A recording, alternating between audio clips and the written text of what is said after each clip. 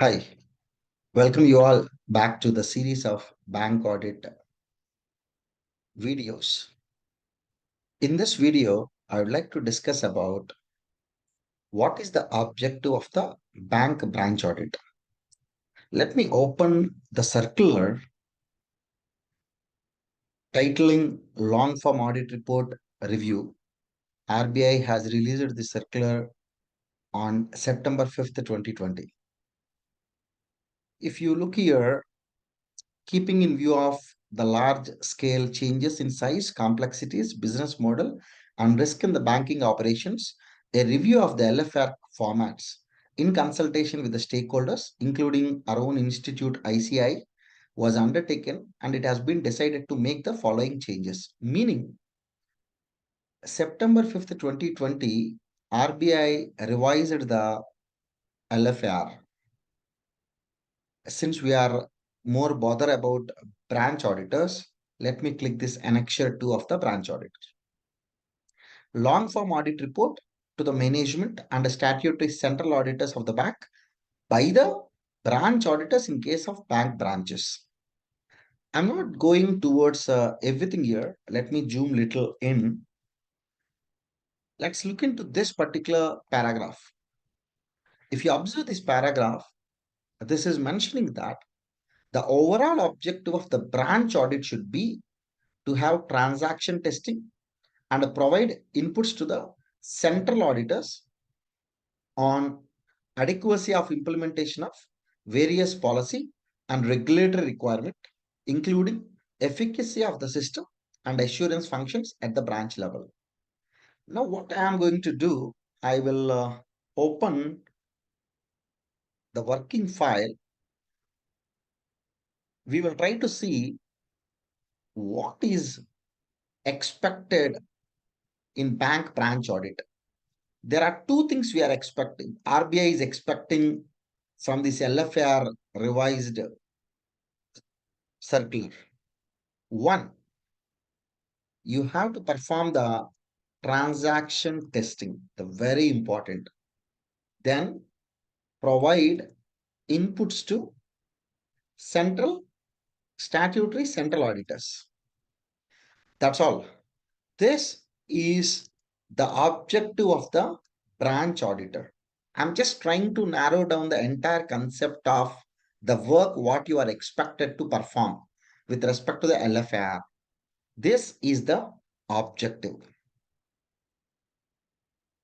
But here they have used two words, transaction testing and provide inputs to the central statutory auditors and what internal controls. Though they might have given so much of technical wordings called an adequacy of implementation of various policy and regulatory requirement, including efficacy of the system and assurance functions at the branch level, let me replace this entire sentence with a simple word called internal controls. There are two things you are expected to perform as a branch statutory audit. One is transaction testing. The other one is you have to provide inputs to the central statutory audit on internal controls. But here the question is, let us assume you got a bank of XYZ, branch ABC. ABC is the branch, XYZ is the bank. And in this ABC branch, 1800 accounts are there, advance accounts, both installment based advances, interest based advances. 1800 accounts are there. Now, am I need to do transaction testing for all these 1800 accounts? Not required. For what we need to do the transaction testing, or for what we should check the internal controls, they have explained in the second paragraph. The threshold fixed for different purposes for comments in the LFR will decide that above the threshold, the transaction detailing needs to be seen and commented upon. Below the threshold, the system and processes should be checked and commented upon. What the circular is saying, transaction testing you must need to do for above threshold values, right? If at all below threshold, for below threshold advances, you should check the internal control. What circular is saying, throughout the LFR, at many places, they have given the threshold limit. If you find an advance is above the threshold, then you are expected to do the transaction detailing. They have used a couple of words with the word called transaction testing, transaction detailing, both are one and the same. If at all it is below the threshold, the system and process should be checked and commented upon. Now let us see what is the meaning of threshold. I'm directly going into the LFR. I'm not looking into any other aspect except advances. Let me directly jump into the advances. The answers to the following questions may be based on auditor's examination of all large advances. For this purpose, large advances are those in respect of which outstanding amount is in excess of 10% of outstanding aggregate balance of fund-based and non-fund-based advances of branch, or 10 crore, whichever is less. In the LFR advances section, they defined what is the threshold. They have given a name for that as a large advances, for which there is a threshold. What is a threshold? 10 crore or 10% of fund based, 10% of fund plus,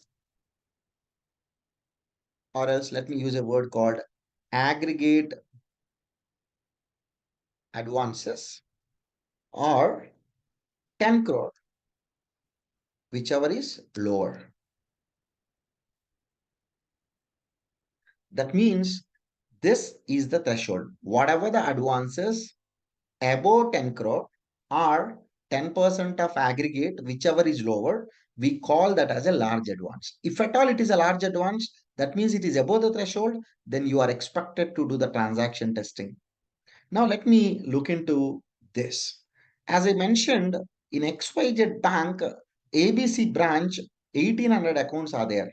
Out of 1800 accounts, 4 accounts are large advances. Remaining 1796 accounts are below threshold. Then what you need to do? You have to do the transaction testing, transaction audit for all these 4 accounts. For remaining accounts, you can check the internal controls. Considering the same case, now for example, after a couple of years of my audit, the regulator called me and asking me a question that, Mr. Saran, one of the account in the branch in which where you have performed your statutory audit found as fraudulent account. Then immediately what we started saying, sir, we are a statutory auditors. We need not to check 100%. We go with a sampling. Now immediately the regulator may say stating that, Mr. Saran, the account which I am mentioning is the large advance account. That means the account what the regulator is mentioning is one of the account out of these 4. Then you cannot escape. Why? You have to perform the transaction audit. Transaction audit in the sense you must need to know about that particular advance start till the end. And in the sense, as on 31st March 2023, what happened? You cannot save yourself under the umbrella of test checking, because the LFR, the RBI circular itself is saying that if it is above the threshold, you are expected to perform the transaction audit. If it is below the threshold, you are expected to check the internal controls. So if the account what the regulator is mentioning out of these four accounts, then you cannot escape from the questions. For example, let us take another case study. For the same branch, now 1800 accounts are there, but out of which zero accounts are large advances. That means all are below the threshold. Then if it is below the threshold, what is your responsibility? You have to check the internal controls. That means I need not to perform the transaction audit because it is impossible for me to perform the transaction audit. Then what you need to do? I have to go for a sampling methodology. The meaning of sampling is very simple. Since 1800 accounts are there, maybe I can take 200 accounts as samples. Okay, this is population. I select 200 accounts as sample. Then for all these 200 accounts, I may need to do the transaction audit. That means I may need to check from the starting point, from the birth of the transaction till the end of the transaction. Not required at all because these all are the below threshold. If these all are below threshold, then probably 40 accounts like this, I can bifurcate into five parts. Just as an example, maybe once we go more towards in depth, then you will get to know how to take the samples and how you can allocate to the different tasks and so on. Maybe I have taken 200 accounts as sample. Out of 200 accounts, 40 accounts, I only verify the pre-sanction documentation. Maybe for next 40 accounts, I may verify the post-sanction documents. Maybe another 40 accounts, I verify the account statement analysis. I do the account statement analysis. Maybe another 40 accounts, I check it out LFR related questions. Remaining 40 account, any other analysis. What I am trying to do here, I have taken 200 samples out of the population of 1800 accounts. All are below the threshold. 40 accounts I have taken for which only I verified the pre-sanction documents. Another 40 accounts I verified the post-sanction documents. Another 40 accounts I verified the account statement analysis.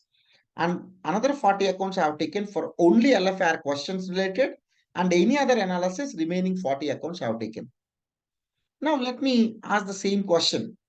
Now a regulator called you and asked you about a particular account. That particular account is below the threshold. Now what you need to check whether the account what the regulator is asking, is it part of my sample or not? Let us assume it is part of your sample. Then let's say he is saying that, Sharon, the fraud in this account is that the total funds has been diverted to the other sister concern accounts, other sister concern companies. Why you did not verify it?